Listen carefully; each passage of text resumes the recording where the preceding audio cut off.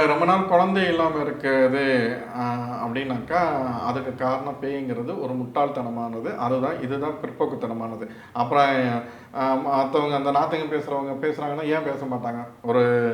அதாவது ஒரு குழந்தை பிறப்பு இல்ல, அவங்களுக்கு குழந்தை தள்ளி போகுது அப்படின்னா, அதுக்கு ஒரு பேய் உட்காந்துக்கிட்டு அது பிறக்க விடுனா, அது தப்பான ஒரு வாதம். இன்னும் அவங்க உடல் ரீதியா இருக்காங்க. இன்னைக்கு இருக்க காலகட்டத்தில பல பெண்களுக்கு மகப்பேறுங்கிறது ரொம்ப பெரிய பிரச்சனையா இருக்குது. ஏன்னா, அவங்க கன்சீவ் ஆகுறதே இன்னைக்கு மெடிசின் எடுத்தா தான் ஆணா இருந்தாலும் சரி, பெண்ணா இருந்தாலும் சரி, அந்த நிலைமை ஆயிப்போச்சு. இன்னைக்கு நம்ம சாப்பிடுற உணவு முறைங்கிறது அப்படி ஆயிப்போச்சு. அப்ப இதில போய் குறை சொல்லி அது பேய் என்ன? அது பேய் கிடையாது. உணவு பேய்.